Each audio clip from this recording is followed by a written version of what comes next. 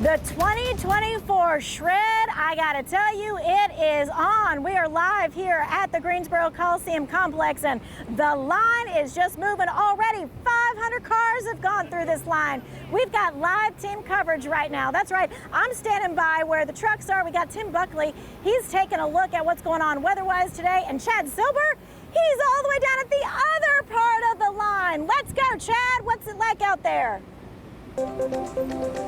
Yeah, Tanya, of course, we got to see what's at the end of the line so you know what to expect if you're coming here, right? It's still the same thing that we saw just a few minutes ago, but it is moving in a very uniform fashion. At this point, people who get in line are here for about an hour before they get up to the trucks. It's very non-scientific, but that's what I figured out. Met a lot of really great people so far today. I'm going to let Manning get over here so you can see some of the line over here. Hi. Good to see you. Thanks for coming. I appreciate it. The favorite guy I met so far today was this guy who rolled down his windows, passed by us, arms out the window, and said, "It's Shred Day!" A lot of people have been waiting for this day. We just spoke to a woman who's getting closer to the front of the line. She says that she has 2 boxes of personal documents that she has been collecting for 9 years. So she is bringing all of them here. She said, you know, it's kind of a moment to get rid of all these documents that she's had for almost a decade and really just kind of wash her hands of it. A lot of people doing that here today. People with 3 boxes or 3 bags coming through the line. It is moving pretty quickly, even though it's just a long line. And as Tanya had mentioned before, if you want to come down to this, you should probably come the last hour because the line tends to be the shortest then. Tanya, how's it going up in the front?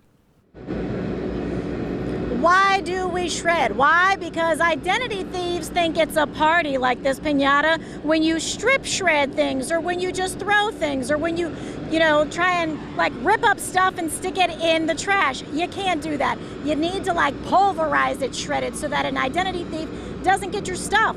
Why do they want it anyway? Well, your stuff that you throw out in the trash is worth $30,000 to an identity thief. Unfortunately, today, we know with the dark web, we have lots of consumer information that's been breached and is available to internet criminals. And so a lot of times they're looking for the other fragments of information that they can find about your address or your PIN number or your social security number. And so you want to do the most you can to have an efficient security strategy by shredding your papers on a regular basis. So what should you shred and when? The Federal Trade Commission says you should get rid of things like sales and ATM receipts, credit card statements and offers, as well as any non-tax related items, canceled checks, and paid utility bills. Get rid of all these things immediately. Your pay stubs, your bank statements, they can be shredded after a year. And after 7 years, you need to get rid of tax receipts and tax-related checks, as well as those W-2s. Now, here are some things you should never, ever shred. Important documents like birth certificates, marriage or divorce decrees, social security cards, or tax returns. With me right now is Lachelle Yates with the Better Business Bureau. We've talked about identity theft a lot with the BBB.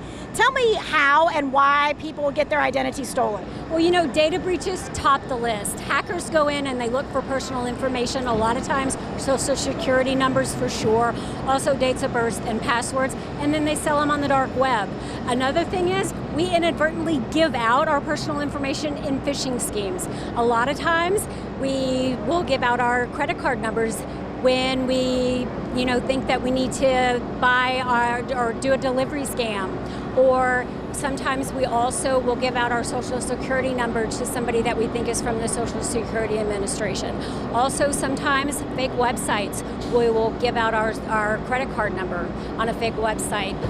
Believe it or not, family members and friends will steal our social security number. Also, sometimes we lose our wallet and our identity gets stolen that way. And then, believe it or not, the old-fashioned way, right out of our trash cans. And that's why we're here today. Yeah, I know a lot of people think to themselves, dumpster diving is so old school, but it still happens. It really is not, and believe it or not, there is no law that says somebody can't go through your trash can. And our identity can be worth up to $31,000 in the hand of an identity thief. So it really is important that we're shredding our documents that have our social security number, our credit card, our date of birth, before we put it in our trash can. All right. Oh, yeah, for sure. Okay, so identity thieves, that's just one kind of thing. You guys at the BBB track all kinds of scams. What should we be looking out for? This is a really important one because it's going to freak a lot of people out. We're getting reports of scammers that are trying to scare us with pop-ups on our smart TV, and what they're after is our information and our money. So here's how the scam is working. You're going to try to log in to one of your streaming services, and you're going to get a pop-up because you can't log in, which is going to scare you. And they're going to say either there's something wrong with your device or wrong with your service. And so they're going to be very helpful. They're going to give you a phone number, or they're going to give you a link to a website. Don't fall for it.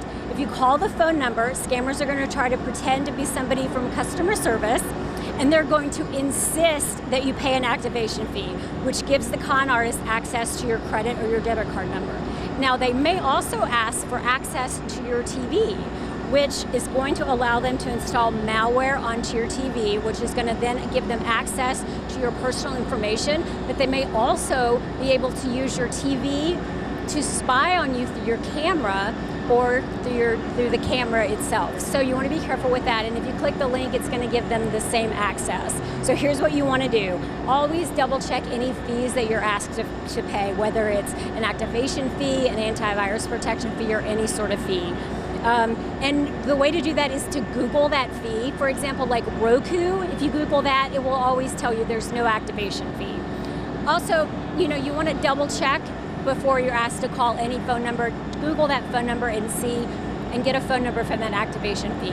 Okay, a lot of things to think about. We don't want you getting scammed, which is why, let's take the bird's eye view from the mass cam, which is why so many people are in line right now so that they can protect their identity. I gotta tell you, a lot of times we just think, well, I'm gonna rip up my stuff, I'm gonna throw it away, it's gonna be, fine. We really